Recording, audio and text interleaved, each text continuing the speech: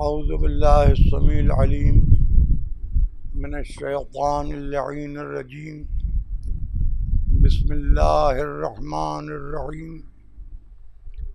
अल्हम्दु लिल्लाहिल मुनअमिल mannan ज़ाहिर फ़ी कुल्लि शैइन bill बय्यनति वल बुरहान वल बातिन लिकुल्लि शैइन बिल इहातति वस्सुल्तान वल मुतकल्लिम बिला जवारिह फित्तौरात वल इंजील वज़्ज़ुबुर वल फुरक़ान वस्सलातु वस्सलाम अला मन उन्ज़िला अलैहिल क़ुरआन अन्नबिय्यिल उम्मी अल अरबिय्यिल क़रशी अल मक्कीयिल मदनी अल बत्हिय्यिल तहिय्यित तहामी अद्दाफ़िअ जैशातिल अबातील वद्दामिग़ सौलातिल अज़ालील मुअलिनिल हक़ बिल हक़ अबिल क़ासिम मुहम्मद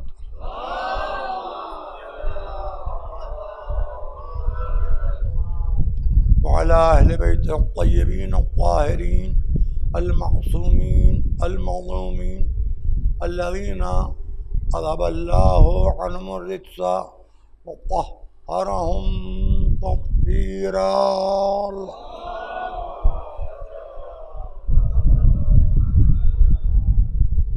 अम्मा बाद फ़क़द क़ाल सुब्हानहु व तआला फ़ी मुत्क़न ख़िताबिहिल हमीद व क़ौलिहिल हक़ इन्नल्लाहा मअस्साबिरीन। सलावत।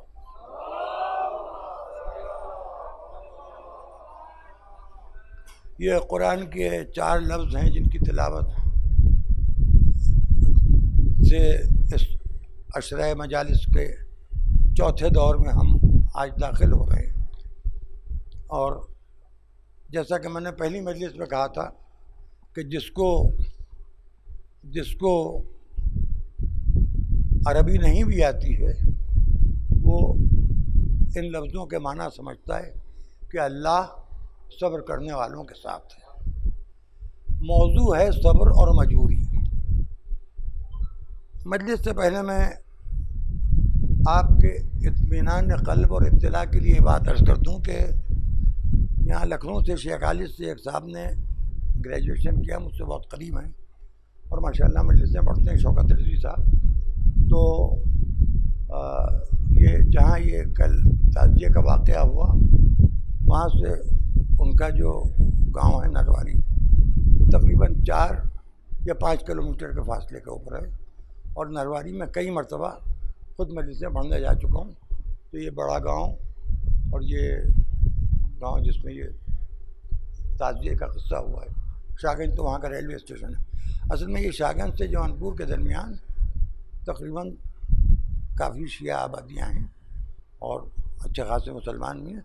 और ख़ुद जौनपुर शहर और जौनपुर डिस्ट्रिक्ट में माशाल्लाह बहुत शिया हैं और तमाम बहुत ही माशाल्लाह हालात बहुत अच्छे हैं। बहुत से शिया बिज़नेस के सिलसिले में बॉम्बे में पूरी बेकरियां हैं उनकी और बारसूख सियासी जमातों में भी असर रसूख होने वाले शिया हैं। तो वहाँ उस गांव में वो अहले सुन्नत ताज़िया बना रहे थे, ताज़िया बना चुके थे, उसके बाद अज्जा वो दुरुस्त कर रहे थे। इतने में उधर से कोई इंस्पेक्टर या सब इंस्पेक्टर बाइक से या जीप से, तफसील तो मुझे नहीं मालूम, उधर से गुजर रहे थे और रुक गए। उन्होंने उनको कुछ बुरे अल्फाज इस्तेमाल किए, गालियाँ दी और ताज़िए की बेहुरमती।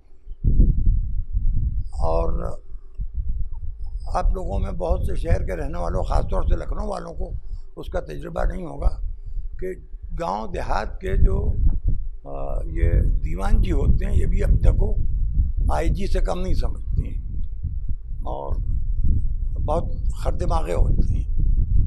अब वहाँ ये हुआ कि ज़ाहिर के मोमिनीन की बस्ती वो सब निकल पड़े कि ताज़िए की बेहुरमती हुई और धीरे धीरे वहाँ 4-5 हज़ार का मजमा जमा हो गया और लब्बैक या हुसैन के नारे लगने लगे और काफ़ी इश्तियाल वहाँ लोगों में। ताज़िया उठ नहीं रहा था, बन के रखा गया था। उसके नीचे का तख्त या कुछ अज्जा जो बाकी थे वो बना रहा था, बनाने वाला भी अहले सुन्नत था। और ज़ाहिर है कि अहले सुन्नत भी ताज़िया रखते हैं बहुत से, और शिया भी रखते हैं उनके हाथ। इतनी देर में जौनपुर में गुज़िश्ता साल भी एक किस्सा हो चुका है, सुन्नी बच्चा ताज़िया लेके जा रहा था, उसको एक होम गार्ड के जवान ने कश्मकश में ताज़िए की बेअदबी हुई थी, तो जौनपुर में पर्दादार सैदानियाँ भी बुरक़े ओढ़ के नंगे पैर निकल पड़ी थी।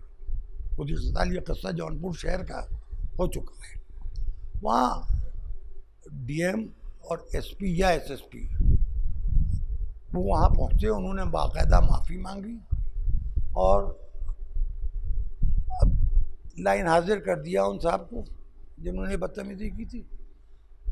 अब ये मकामी वहाँ के जो लीडरशिप है वो जाने कि उनका लाइन हाजिर करना काफ़ी है या उनको अगर सस्पेंड ना करें तो कम से कम कहीं दूर उनका ट्रांसफ़र कर दें, क्योंकि ऐसे आदमी को तो शक्ल दिखाई दे के आदमी को गुस्सा आएगा। तो अच्छा, दूसरे ये कि उससे हमारा इसलिए कोई दखल देना मुनासिब नहीं कि हम अपने शहर के मामलात को अच्छी तरीके से निपटा लें और वो मसला हल भी हो गया। ये तशवीर ज़रूर है लोगों में कि रोज़े आशूर जो ताज़िए उठते हैं उनके सिलसिले में बहुत ज़्यादा लोग चौकन्ना है। और माफ़ कीजिएगा, मुझे कहना नहीं चाहिए, आपको बुरी लग सकती है मेरी बात, जौनपुर के शिया लखनऊ के शियों के मोहताज नहीं है। अगर खुदा न खास्ता कभी कोई वक्त पड़ा, खुदा न करे पड़े, तो हम सब हाजिर हैं अपनी औकात के एतबार से। जौनपुर की क्या खुसूसियत है, कहीं भी हिंदुस्तान में अगर आज़ादारी के सिलसिले में कोई वक्त पड़े तो कहीं बात समझ लीजिए आप, फ़र्ज़ कीजिए कि कहीं किसी मस्जिद में नमाजी नहीं जा पा रहे, तो इसका यह मतलब कब है कि हम अपनी मस्जिद में भी ताला डाल लें। दूसरे ये चैनल जो हैं इनके बारे में मैं आपसे कहना चाह रहा हूँ, इनके पास अच्छी टेक्नोलॉजी है, अच्छे कैमरे हैं, अच्छे इंस्ट्रूमेंट हैं और ये लोग आपकी खिदमत कर रहे हैं। आपसे मुराद आप लोग नहीं हैं यहाँ बैठे, न जाने कितने मेरे ऐसे बूढ़े होंगे, बुजुर्ग ख़वातीन हैं। फिर ये मौसम भी ऐसा है कि कभी भी गर्मी होने लगती है, कभी पानी बरसने लगता है और न जाने कहाँ कहाँ तक ये चैनल देखे जाते हैं, मुझे उसका भी अंदाज़ा नहीं है। तो ये जो खिदमत कर रहे हैं तो इनसे तामुन करना भी आज़ादारी ही की है खिदमत का जो समझा जाए। 8वीं रबीउल अव्वल तक ये मेरी ज़ाती गुजारिश है आप हज़रात से, और इनमें से अगर कोई बीमार है तो उसकी सेहत के लिए दुआ कीजिए। सबके माँ बाप के साए उनके सरों पर सलामत रहें, जो साहिबान औलाद हैं उनकी औलादें सलामत रहें, और ये लड़के जो दौड़ दौड़ के सब ये मेहनत कर रहे हैं, खिदमत कर रहे हैं, मुझे से बूढ़े लोगों को घर बैठे मजलिसें सुना रहे हैं, तो ये कार्य खैर कर रहे हैं। और हर तरह की मजलिसें सुनने को मिल रही, उसमें हमें इबादत की तफसील भी मालूम हो जाती है, वाजिबात भी मालूम हो जाते हैं, क्या हराम है क्या हलाल है।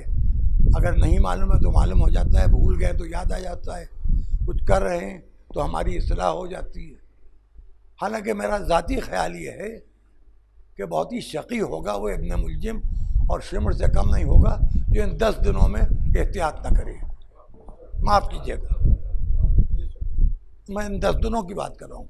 अब उसके बाद ये होता है कि अय्याम अज़ा गुजर गए तो फिर वही, तो मियाँ रमज़ान के बाद भी तो फिर वही शुरू हो जाता है। अब देखिए, मौजू है मेरा सब्र और मजबूरी। इंसान के अंदर ये सिफत है कि इंसान गलती करने पर मजबूर है। अब गलती की किस्में अलग अलग हैं। देखिए, मैं माफ़ कीजिएगा, कोई किसी की जेब से खामोशी से 5 का सिक्का निकाल ले, 1 रुपए का नोट निकाल ले, तो चोर तो वो भी है, और जिसने किसी की सेफ तोड़ लिया, जेवरात निकाल लिए, लाखों रुपए निकाल लिए, चोर वो भी है। जुर्म के साइज के एतबार से सजाएं बढ़ती जाती हैं। कीजिएगा, मैं जो बात कह रहा हूँ उसका मतलब ये नहीं कि मैं मुजरिमों की तरफदारी कर रहा हूँ। इंसान की फितरत में, जो इंसान की मजबूरी है, गलती तो ज़रूर करेगा। बुरा वो है जो गलती करके मर जाए, तौबा ना करे।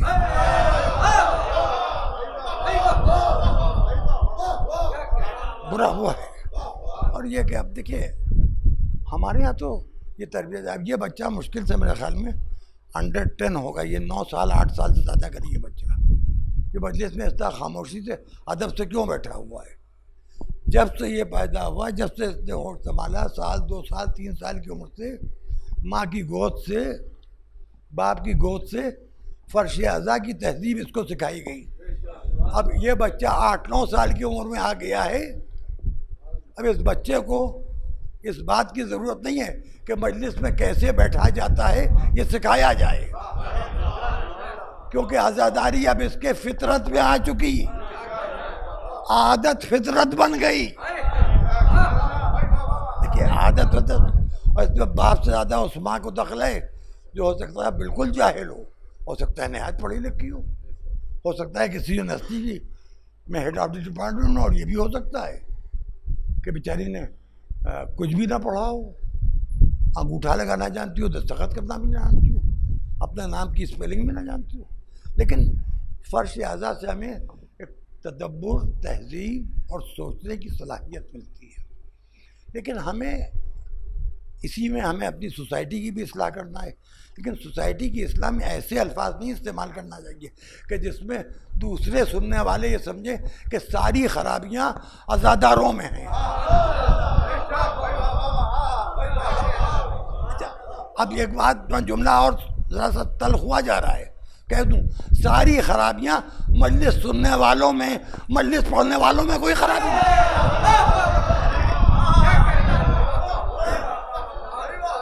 भाई गौर कीजिए, भाई इंसान आप भी हैं, इंसान मैं भी हूँ, इंसान वो आलिम दीन भी है जो मेंबर से हमें हिदायत दे रहा है, तो हम तो सभी के मोहताज हैं। अब ये कि हमारे अंदर एक मजबूरी की कैफियत है, एक वक्त है सुबह की नमाज का, हम उस वक्त के अंदर नमाज पढ़ने के लिए मजबूर हैं। एक वक्त है ज़ोहर की नमाज का, उस वक्त पर हम नमाज पढ़ने के लिए मजबूर हैं। एक वक्त है असर की नमाज का, उस वक्त तक हम असर की नमाज पढ़ सकते हैं, अगर ना पढ़ेंगे तो नमाज क़ज़ा हो जाएगी। एक तो हमारे ऊपर गुनाह अजीम कि हमने वाजिब नमाज, क़ज़ा की नमाज से ज़्यादा अहम कोई चीज़ नहीं है। अल्लाह की वहदानियत का सबूत और अल्लाह के सामने सजदा करने से ज़्यादा बढ़ के किसी चीज़ की कोई अहमियत इस्लाम में नहीं है। हमारी मजबूरी है, दोपहर को खा गए थे बहुत ज़्यादा, सो गए, न किसी ने जगाया ना जागे, इत्तेफाक से घर में कोई नहीं था, खूब सोते रहे और मालूम हुआ कि आँख खुली तो महल्ले की मस्जिद से मगरिब की अजान की आवाज़ आ रही थी। अहले सुन्नत हज़रात की अजान पहले होती, अब जाके हाय हाय मजबूरी ने नमाज क़ज़ा करवा दी। तो नमाज उसकी क़ज़ा हो जो मजबूर हो।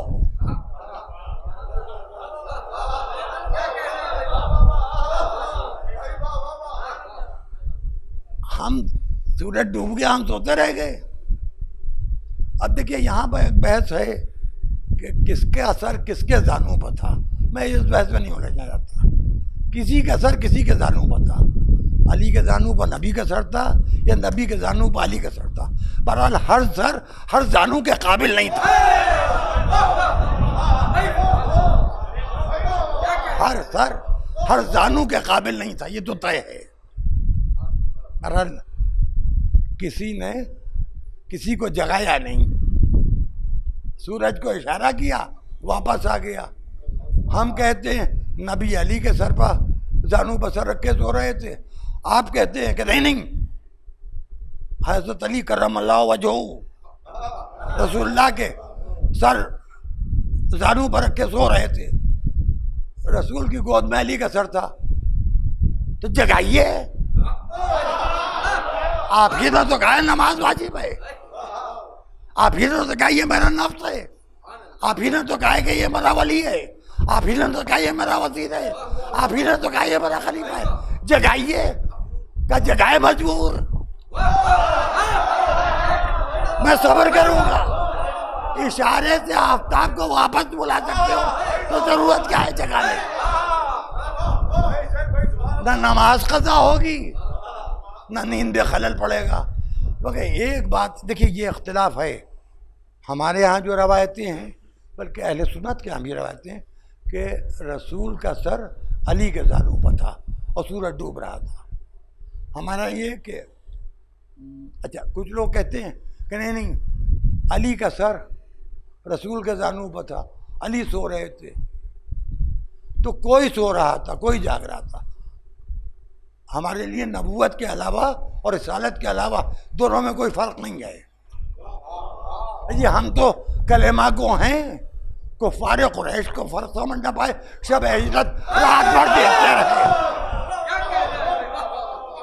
रात भर देखते रहे, तो हम तो कलेमा को हैं, कोई फर्क हमारे नहीं। चलिए ठीक है, किसी ने किसी को जगाया, किसी ने किसी के जानों पर सर रखा।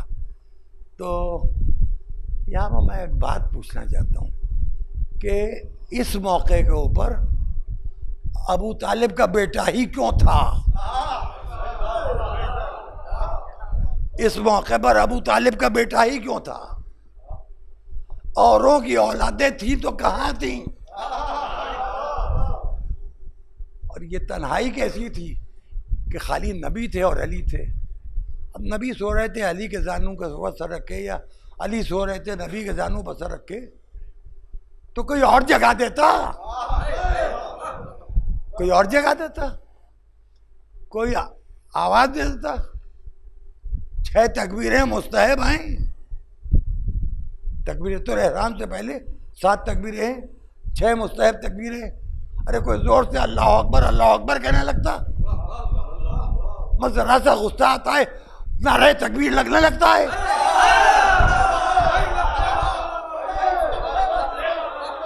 वहां नारे तकबीर क्यों नहीं लग रहा है? अरे भाई आप अल्लाह अकबर कहिए, जगाइए, ये शरफ आप हासिल कर लीजिए। आप नहीं हासिल कर पाए, बहुत बूढ़े हो गए, आप हासिल कर लीजिए। आप तो बड़े चलते फिरते, आपसे मुमकिन नहीं है तो आप हासिल कर लीजिए। आप तो बहुत खाने पीने वाले आदमी हैं। अजी हम कहते हैं कोई भौंकती हुई कुतिया ही भौंक दे।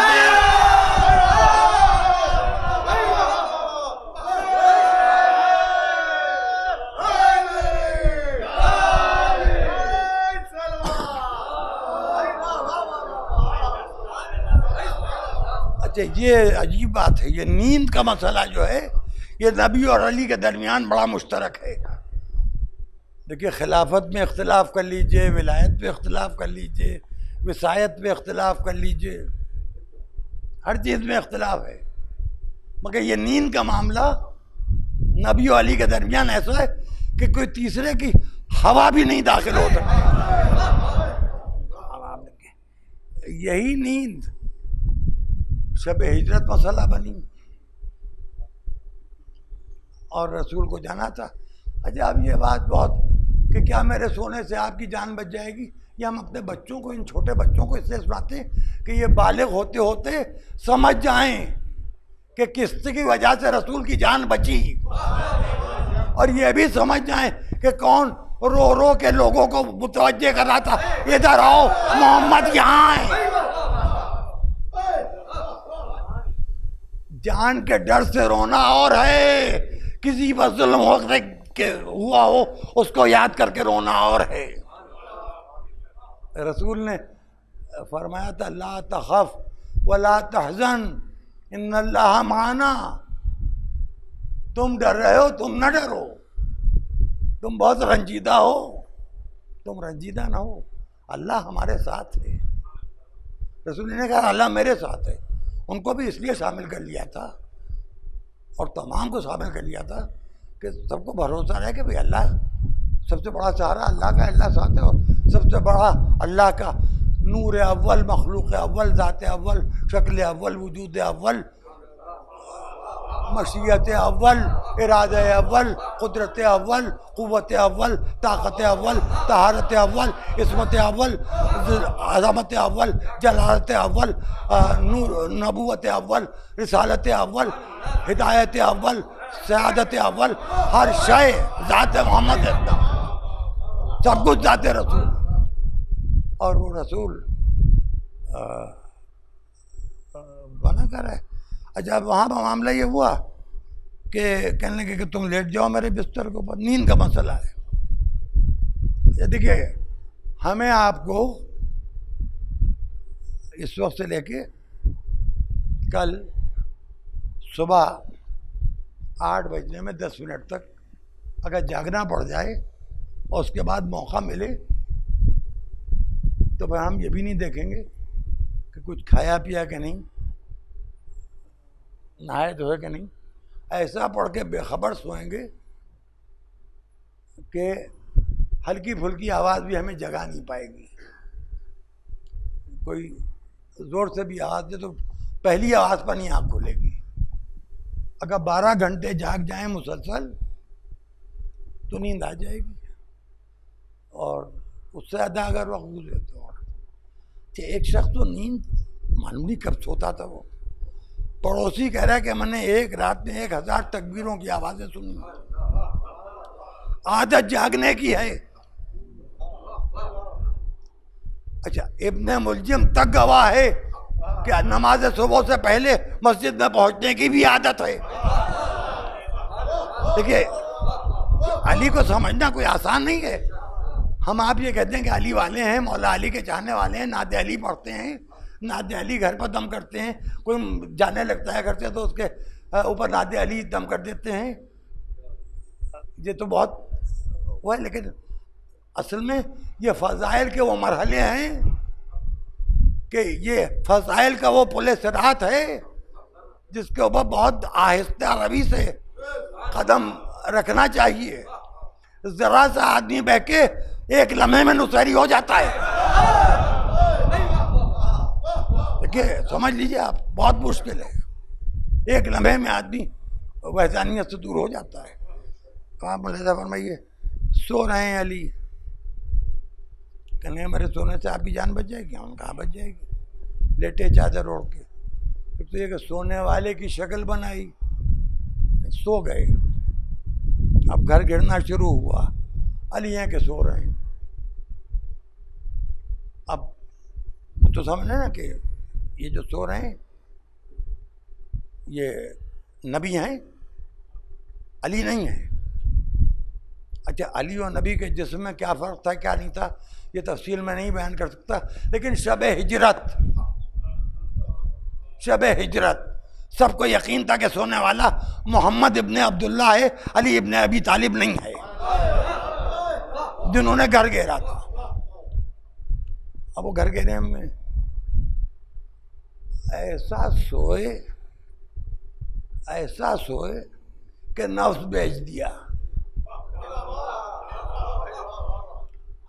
मैं कुछ कहना चाहता हूँ, हमारी उर्दू ज़बान है, हमारे यहाँ गाफिल आदमी के लिए, जो बड़ी गाफिल नींद सो जाए, उसके लिए कहा जाता है घोड़े बेच के सो गए। ये हम खाती मजबूर हैं, जो गहरी नींद सो जाएं तो हमारे लिए कहा जाता है घोड़े बेच के सो गए। वहां सोते में नफ्स बेच दिया। अच्छा, जिसके हाथ बेचा वो कर्ज रखने का आदी नहीं है।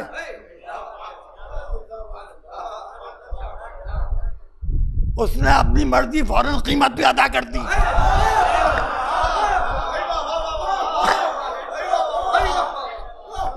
ये अली की नींद की सौदागरी है भाई। दो ही तो सौदे हमने देखे, या खतीजा की सौदागरी मोहम्मद के काम आई, या अली की सौदागरी जाने मोहम्मद के काम आई। एक सलावत पढ़ते हैं बाबा जवान मोहम्मद।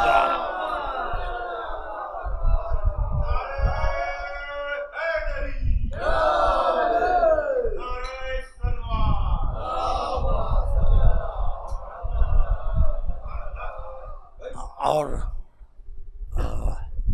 3 दिन हो गए मैं ये कहता रहा हूँ कि आपका ज़्यादा वक्त नहीं लूँगा और उसके बाद वक्त ज़्यादा ले लेता हूँ आपका, तो अब आज ये नहीं कहूँगा।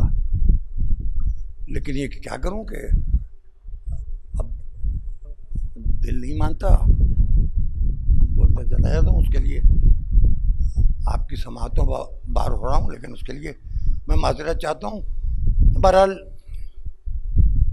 अब सुबह ये लोग घर में दाखिल हुए तो आप जानते हैं हुआ क्या था।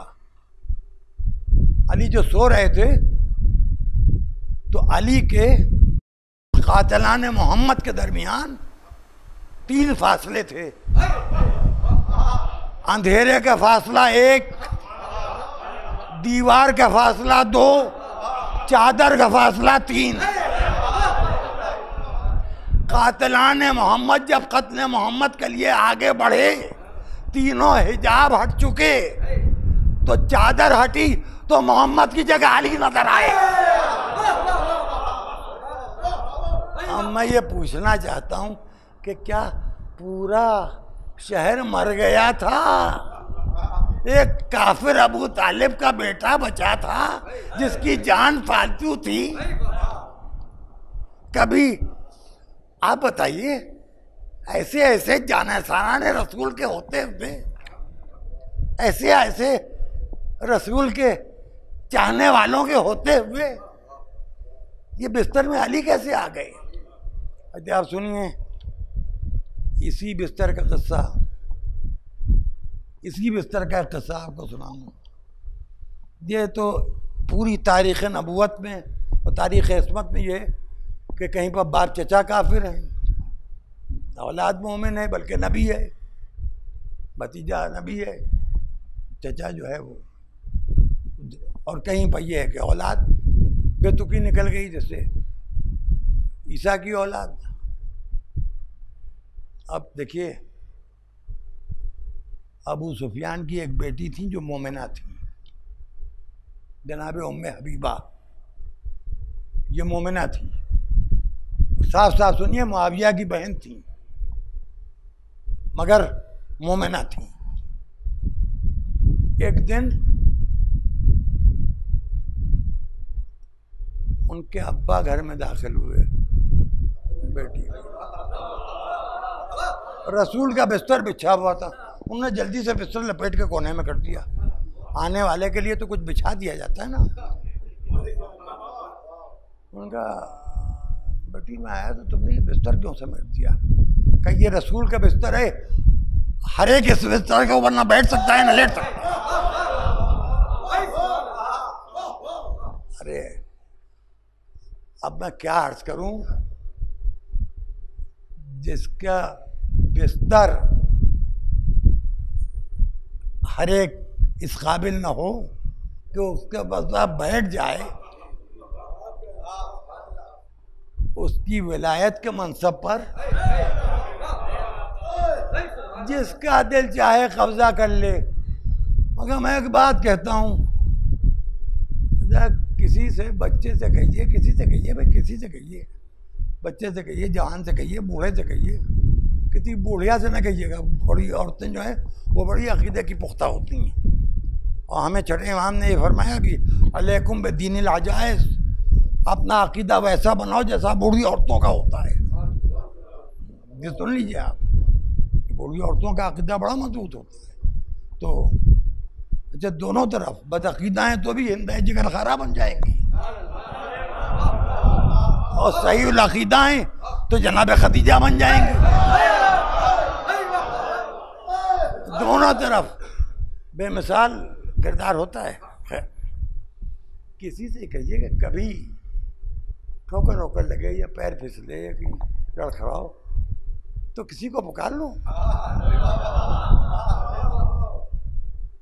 उनको पुकार लो। उनको नहीं पुकारना चाह रहे, उनको पुकार लो। उनको नहीं पुकारना चाह रहे, उनको पुकार लो। किसको पुकारें जी? वो हमें क्या संभालेंगे जो किसी मैदान जंग में अपने कदम ना संभाल पाए। देखिए, संभालने के लिए उसे पुकारा जाता है जो साहिब इख्तियार हो, मजबूर को नहीं पुकारा जाता। अब आप समझ लीजिए, अब यहाँ सब्र है कि आपने उस हद कमाल पर है कि जुल्म थका जा रहा है। रसूल के साथ क्या कुछ कम जुल्म नहीं हुआ है मक्के में? अच्छा, रसूल ने हिजरत क्यों की थी?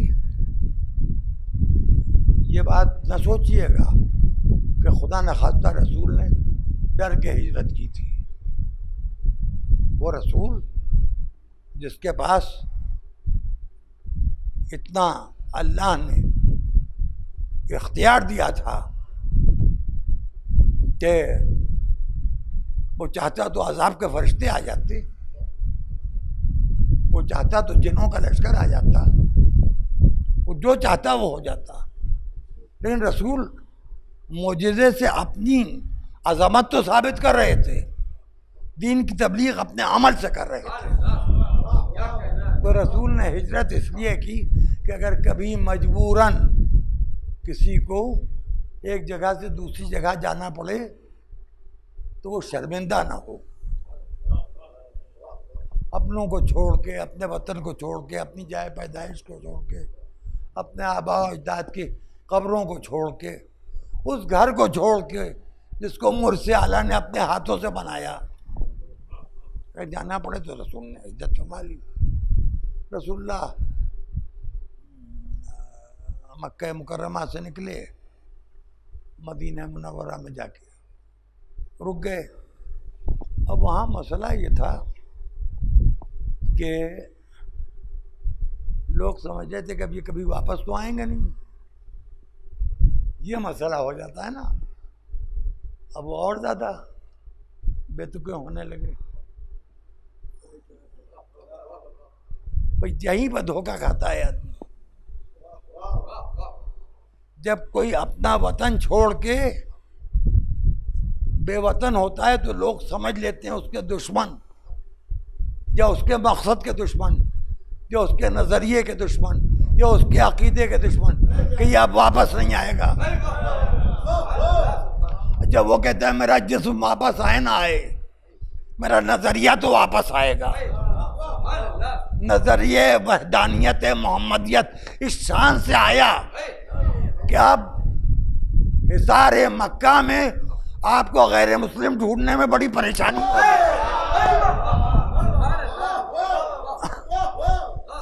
और सब कलमा पढ़ रहे हैं। अब वो कलमा पढ़ने वाले कैसे हैं? कुछ वैसे हैं, कुछ वैसे हैं, कुछ हम ऐसे हैं। तो कलमा पढ़ने वाले कभी एक दूसरे को अच्छा नहीं समझ सकते हैं, क्योंकि रसूल कह चुके हैं कि ये बटेंगे, फ़िरक़े बनेंगे इनमें। तो फ़िरक़ों में इत्तेहाद की कोशिश जो है कि रसूल के हुक्म की खिलाफ वर्जी है। लेकिन इसका यह मतलब ही नहीं है कि हाँ लड़ाई झगड़ा करने लगी।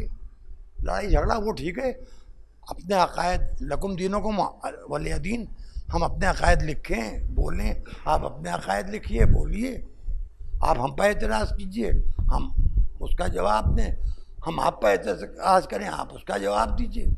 यहाँ तक के तो मामला ठीक है। कलम की लड़ाई, ज़बान की लड़ाई तो ठीक है। यह हाथ पैरों की लड़ाई जो है, ये जो खुदा न के लिए इंसान की जान या इंसान के माल के लिए ख़तरा बने, ये मुसलमानों की तारीख़ है, इस्लाम की नहीं है। और ये तारीख़ पैदा होती है वहाँ से जहाँ से हुकूमत का शौक़ पैदा हो जाता है। अब रसूल ने कहा था अल्लाह एक है, मैं उसका रसूल हूँ। और गदीर के मैदान में कितने थे? 1 लाख कितने? 1,25,000। ये आपने कितनी किताबों में पढ़ा है? आपने कितनी किताबों में पढ़ा है? दीन 1,25,000 में 3 की विलादत और वफात की तारीख दूसरे फ़िरक़ों को नहीं मालूम।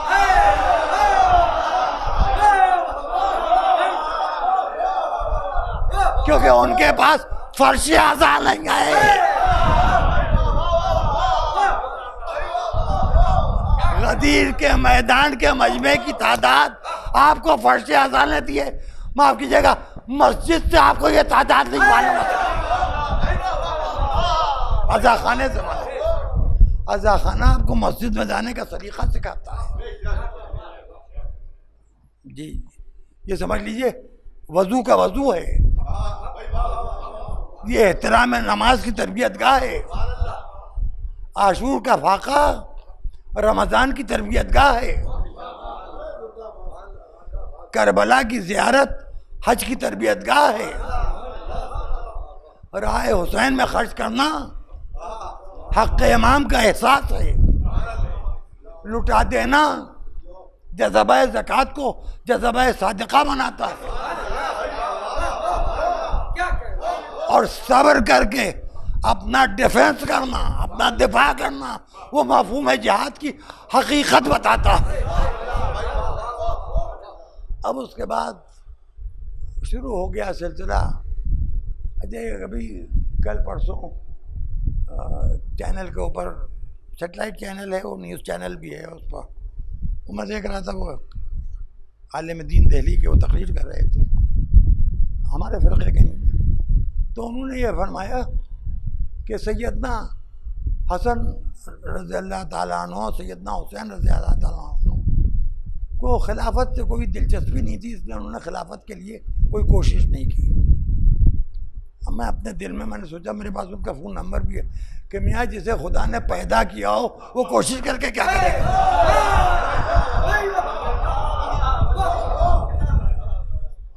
भाई अब माफ कीजिएगा, कोई क्या कहूँ, कोई बहरा पैदा हुआ है तो सुनने की कोशिश करेगा क्यों। अब मैं क्या कहूँ, कहने को तो बहुत कुछ है, मगर ये कि आगे dot dot dot dot dot, क्योंकि मकसद अपने बच्चों को समझाना है, मकसद किसी के बाप को दुखाना नहीं है। अच्छा, दिल आज़ारी तो माफ़ कीजिएगा, दिल इतने नाजुक हो जाते हैं मुहर्रम में ख़ास तौर से, वरना हम लोगों की शक्लें ही ऐसी हैं कि सामने से आ रहे हैं तो इतना खफा हो जाता है कि लगता है तबर्रा था चलता पड़ता है।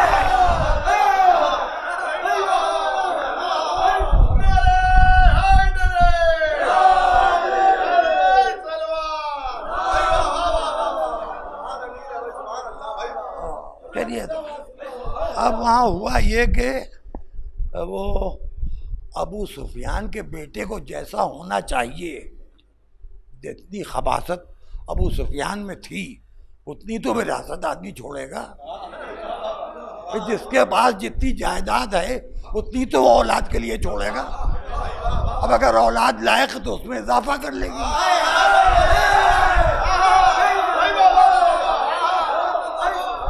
मैं कुछ कह गया, अगर औलाद लायक है तो इजाफा कर लेगी। तो अबू सुफियान में जितनी खबासत थी वो विरासत में अपने बेटे को दे गया। अब आप ये बताइए कि 3 मरतबा अमीर शाम बनने के बाद 3 मरतबा सुबह की नमाज शराब पी के पढ़ाई, 1 मरतबा बुध के रोज़ नमाज जुमा पढ़ाई। अब यहाँ ज़रा सा फ़र्क सुन लीजिए, ये जो सुबह की नमाज है, तो कह लीजिए जिन्होंने उसके पीछे पढ़ी उन्होंने फुरादा की नीयत से पढ़ ली।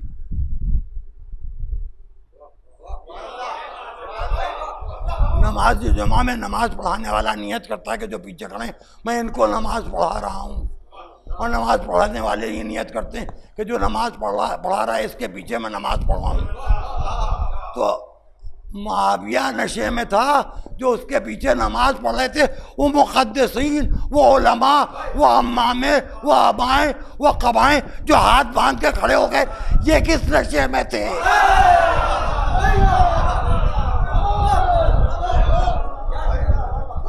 जब बद अकीदा, बद नफ्स, बद किरदार, बद फितरत, बद दियानत उलमा तायीद करने लगते हैं तो फिर मुआविया की तरक्की यजीद बन जाती है। ये जुमला मैंने बेसबब नहीं कहा है। मुआविया की तरक्की यजीद बन जाती है। 70,000 उलमा ने फतवा दिया था कि हुसैन का कत्ल वाजिब है। सोचिए, ये उलमा वो थे जो जानते थे कि हुसैन कौन हैं, जो जानते थे हुसैन क्या हैं, जो जानते थे कि हुसैन कैसे हैं। इसको छोड़ दिया, हुसैन किसके बेटे हैं, हुसैन की माँ कौन है, हुसैन के बाप कौन है, हुसैन के भाई कौन है, हुसैन के दादा कौन है, हुसैन के नाना कौन है, हुसैन की नानी कौन है, हुसैन की दादी कौन है, इससे कोई बहस नहीं। खुद ज़ाते हुसैन के बारे में इतना यकीन था कि हुसैन की ज़ात में तर्क औला ढूंढना भी नामुमकिन है। अगर हुसैन में, खुदा न खास्ता मैं ये बात नहीं कहूँगा, अगर ये हुसैन पर कोई वो कमी महसूस हो जाती बमुकाबिल नबी और अली के और मुकाबिल इमाम हसन के, तो उस कमी को उजागर करके कहते इस वजह से इनका कत्ल वाजिब है, हुसैन का कत्ल वाजिब है। क्यों ये नहीं बताया?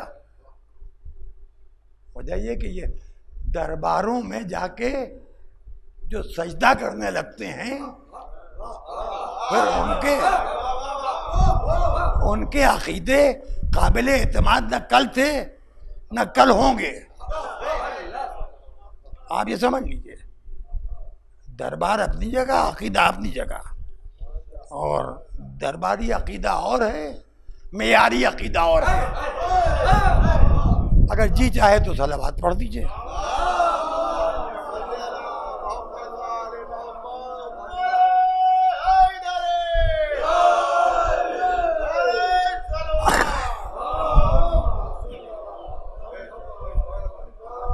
अब सुनिएगा, वो जो हाकिम था मदीने का, उसने इमाम हुसैन को बुलाया।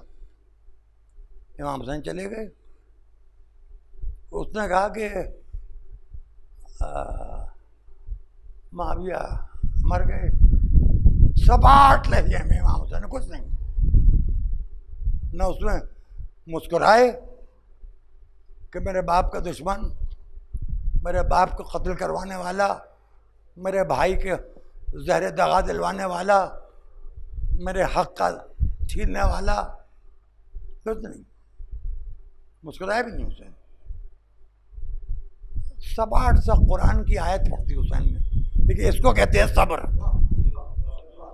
हमें आपको मालूम हो जाए कि जो हमारे बाप को गाली देता था वो मर गया, तो हम खुशी में बगलें बजाने लगेंगे, माफ़ कीजिएगा। और ऐसा तो बराबर होता है कि वालिद के दोस्त का इंतकाल हो गया, दुख होता है कि नहीं होता है? दोनों कैफियत हैं। हुसैन को दुख भी नहीं है उसके मुआविया के मरने का। अब बदी जिंदा रहे या मर जाए, हुसैन से क्या मतलब है? खुशी इसलिए नहीं है कि इंतकाम लेना हुसैन के दुश्मन से अल्लाह का काम है, हुसैन का काम नहीं है। हुसैन ने सपाट लहजे में फरमाया, इन्ना लिल्लाहि व इन्ना इलैहि राजिऊन, हम सब खुदा की तरफ से आए, खुदा की तरफ वापस जाएंगे। हुसैन ने कहा कि तुम पत्थरों को जिस दान पर रख के उठाओ, हमारी लोगों के जबान पर तो कुरान ही रहेगा। कहने के कि मुझे क्यों बुलाया है? कहने के वो यजीद की बैत के लिए।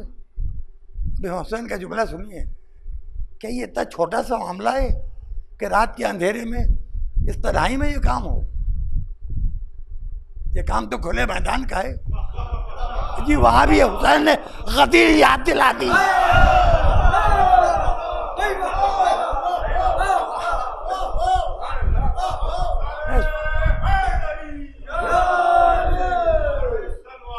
वहां से अब वहां दूसरा मौजूद था, उसने कहा देखो अब जी हुसैन अगर जा रहे हैं, अब ये हाथ नहीं आएंगे फिर। अब वो कुछ अजब कशमकश, उधर हुसैन की आवाज बुलंद हुई, क्या कहा? उधर अब्बास हो, अली अकबर हो, जवाना ने हाशमी ने ऐसी हैबत के साथ तलबिया किया और नारे तकबीर बुलंद किया कि कसरे हुकूमत की बुनियादें हिलने लगीं। हुसैन निकल के चले आए। पर हुसैन ने कहा कि मैं यहाँ रह के अगर मदीने में सारे कारनामे अंजाम दूंगा तो कहा यह जाएगा कि कब्र रसूल से लिपट लिपट के दुआएं की होंगी, फरियाद की होगी। रसूल ने अल्लाह से दुआ कर दी और यजीद नाकाम हो गया। हुसैन ने कहा कि मैं यही तो दिखाना चाहता हूँ, तुमने सब्र की इंतहा नहीं देखी है। देखिए रसूल की ज़ात में भी दो चीज़ें हैं। आप बहुत खुश होते हैं ना, उम्मती हैं, मेराज के ऊपर आप बहुत खुश होते हैं क्योंकि रसूल उस बुलंदी पर पहुँचे हैं जहाँ पर रसूल के अलावा कोई नहीं पहुँचा। हुसैन ने कहा मुझे सब्र की मेराज दिखाना है, साहिब मेराज का नवासा हूँ तो थोड़ा नाना से आगे जाऊँगा। और हुसैन करबला में रुक गए और हुसैन को घेरना शुरू किया।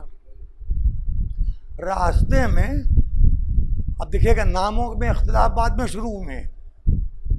नामों में जो बदनाम हुए फिर उनके नाम पर नाम रखना छोड़ दिए लोगों ने।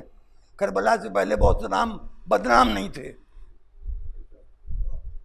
तो हुर इब्न यजीद रियाही, हुर के माँ बड़ी मोमिना थी, हुर की वालिदा बहुत ज़्यादा हुसैन की चाहने वाली थी और हसनैन अलैहिस्सलाम की सलामती के लिए नमाजें पढ़ के दुआ करती थी और बहुत बूढ़ी हो गई थी, जिंदा थी। हुर ने हुसैन के घोड़े की लगाम थाम ली। रुकिए रुकिए, हुसैन ने बशारत दे दी, सकलत कौमों का या हुर, ये हुर तेरी माँ तेरे गम में रोए। हुर के गम में रोना जन्नती होने की अलामत है कि नहीं? अच्छा, हुर ने भी जब माँ की बात आई तो हुर ने भी अपनी माँ की सिखाई हुई बात को दोहरा जरूर दिया कि अगर आपकी वालिदा की अजमत मालूम ना होती तो जवाब देने की गुस्ताखी कर बैठता। अरे गुस्ताख तो वो है जो जनाब सैयदा के मुतालिबे के बाद भी उनकी विरासत उनको न दे। अब हुर हुसैन को करबला लाया, ये तो अल्फाज हैं, लेकिन मैं तो ये कहता हूँ कि हुर की माँ की दुआएं हुर को करबला पहुंचाने के लिए हुसैन को वसीला बना रही थी। आशूर की शब हुर अपने खैमे के बाहर टहल रहा है, बिल्कुल परेशान हाल। लश्कर यजीद के किसी सरदार ने देखा और हुर के चेहरे को देखा, क्या जरा खैमे में चलिए। खैमे में रोशनी थी कि आपके चेहरे का रंग बिल्कुल मुतगय्यर है, इतना परेशान आपको नहीं देखा मैंने। आपको बड़े बड़े मारकों में आप बड़े बहादुर हैं। क्या वो तुम सही कह रहे हो, लेकिन जरा बाहर चलो। पर तो हवा का एक झोंका आया हुसैन के खैमा के अंदर, तो उस रात के अंधेरे में छोटे छोटे बच्चों की आवाज आ रही थी, अल आतशो खत कतलना, हाय प्यास हमें मारे डालती है। उन्होंने कहा सुन रहे हो, कहा ये हुसैन के खानदान के बच्चे हैं और हुसैन के चाहने वालों के बच्चे हैं, प्यास से तड़प रहे हैं। का बस यही तो बात है कि मैं सोचता हूँ कि क्या हो गया। रोज़ा महशर क्या होगा। सुबह होते होते हुर ने, अच्छा देखिए, हुर के बाप का नाम यजीद, ये भी देखिए, और के बेटे का नाम अली। हो सकता है दादी ने पोते का नाम रखा हो। हुर ने अली इब्ने हुर से कहा, अपने बेटे से, कि मैं तो चला हुसैन की तरफ बेटा। क्या बाबा राह हक पर जा रहे हैं, इताअत गुजार औलाद साथ चलेगी। गुलाम से कहा जा तुझे आज़ाद किया, तो अपने रास्ते जा। क्या तो आप मुझे आज़ाद कर रहे हैं, सफ़र में हैं, आपको कोई खिदमत लेना हो? कहा नहीं मैं अब जा रहा हूँ हुसैन की तरफ। कहा तो ये अजीब बात है कि जब तक कि जहन्नम के रास्ते पर जाए मुझे गुलाम बनाए रखा, अब जब जन्नत का रास्ता नजर आया तो आप मुझे आज़ाद किए देते हैं, मैं तो आपके साथ चलूँगा हुसैन, आका हुसैन की तरफ। कहा मैं तो जा रहा हूँ हुसैन पर कुर्बान होने के लिए। अली इब्न हुसैन ने कहा मैं जा रहा हूँ औलाद हुसैन पर कुर्बान होने के लिए। कहने लगा हुसैन के साथ गुलाम भी तो हैं, मैं उनके गुलामों पर कुर्बान हो जाऊँगा। बस बात मुकम्मल हो गई और पहुँचा। हुसैन से जो गुफ्तगू हुई वो सब अपनी जगह पर, और खुद से हुसैन ने जो कहा उसमें मीर तकी मीर के एक शेर में मुझे वो सारा मंजर नज़र आता है कि और अजीब व गरीब कैफियत पैदा हो जाती है जब एहसास पैदा होता है हुसैन की खैमगाह की तिश्नगी का।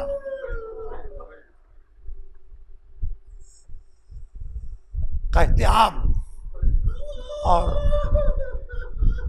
उसके बाद हुर हुसैन की हो तो आपको समझ। अब हुर का बेटा मैदान में चला गया।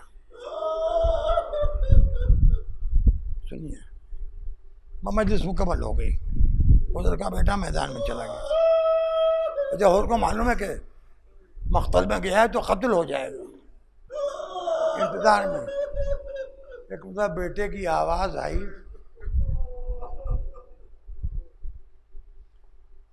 बाप आखिरी सलाम, अब आपका बेटा घोड़े से गिर रहा है। देखिए हुर न भूखा है, हुर न 3 दिन का प्यासा है, बेटे की लाश की तरफ बढ़ा, बहुत ताकतवर है, बहुत जरी है, बढ़ा, कुछ दूर चला, गिर पड़ा। जवान बेटे का मामला है। फिर उठा, उसके बाद चला, फिर गिर पड़ा। एक मर्तबा एक आवाज आई और अपने को संभालो, तुम कहाँ चले आ रहे हो? अब जो देखा तो आका हुसैन बैठे। कहा हुर मैं आ गया हूँ। दौड़ के आगे बढ़ा, देखा बेटे का सर हुसैन की गोद में रखा हुआ है। और बेटे का गम को भूल गया, हुसैन के पांव पकड़ लिए।